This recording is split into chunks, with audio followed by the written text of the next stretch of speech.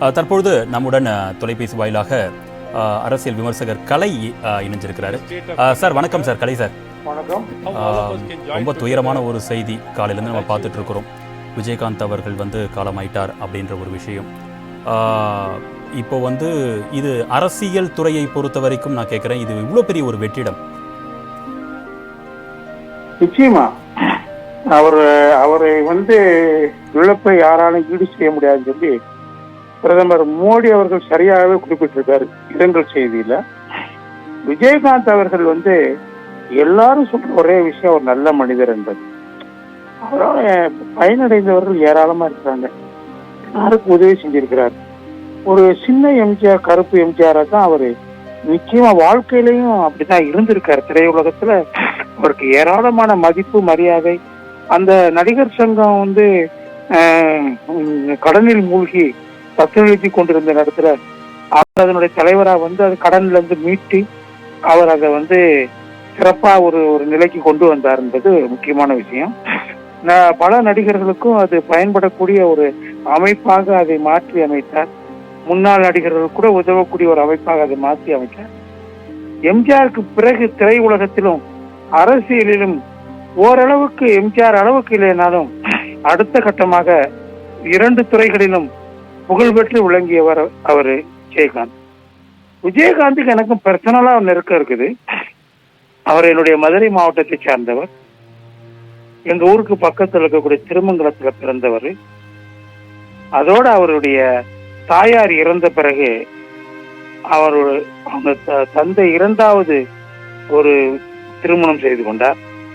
அந்த 2வது அவருடைய சின்னம்மா எங்க ஊர் வெங்கபாளையத்திலிருந்து 1/2 கிலோமீட்டர் தூரத்தில் இருக்கக்கூடிய பெருமாள்பட்டிங்கிற கிராமம்.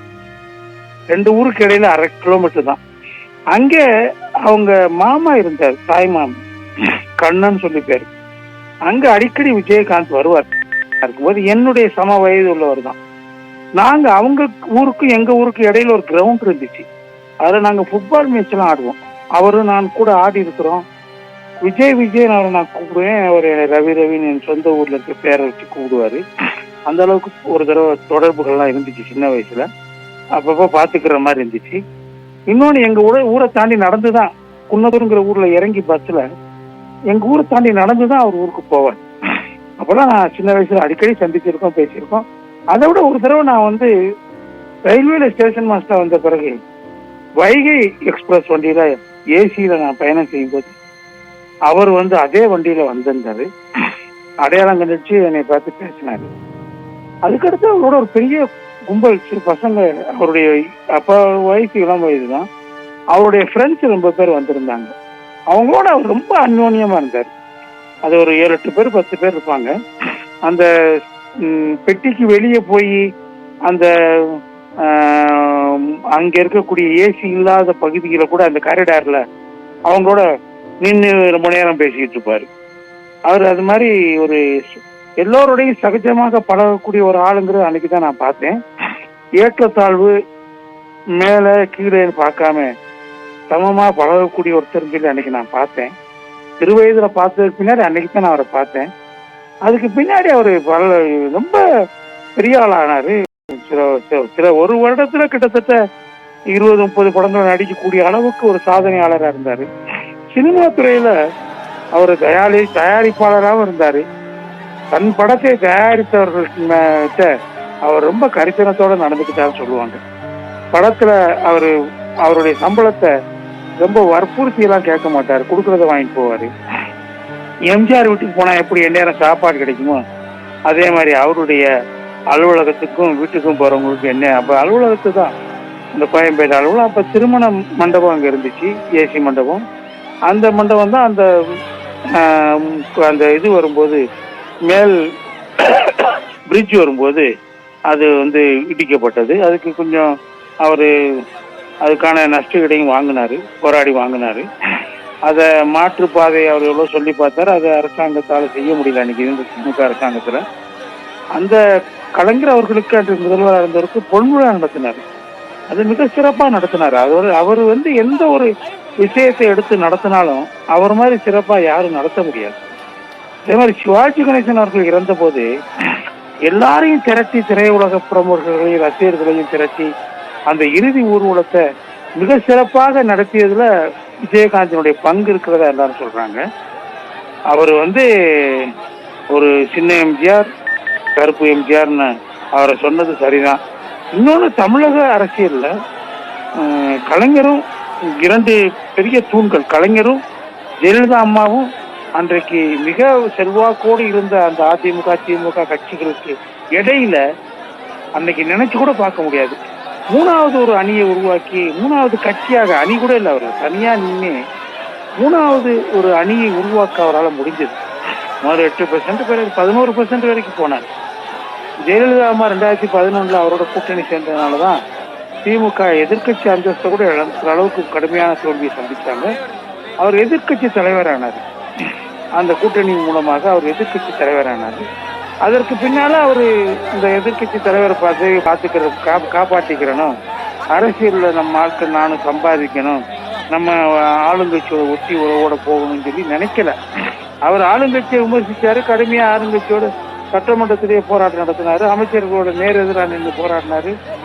அந்த அளவுக்கெல்லாம் அவர் துணிச்சலா இருந்தாருங்கிறது, அவர் அந்த ஆட்சியை பயன்படுத்தி சம்பாதிக்கணும்னு நினைக்கல.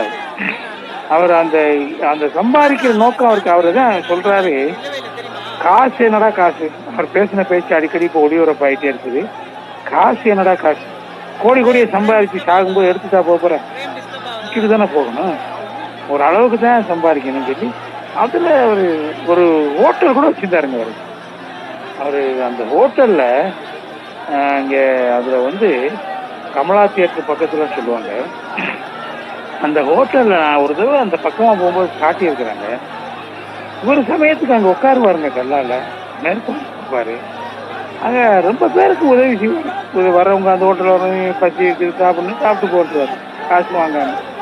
அந்த ஹோட்டலே அவர் ஒரு அம்மா உணவு மாதிரி மக்களுக்கு இலவசமாக குறைந்த விலையில உணவு தரக்கூடிய ஒரு ஹோட்டலா. அதாவது பசியில யாரும் வரக்கூடாது, பசித்தவர்களை பார்த்தால் அவர் புசிப்பார்.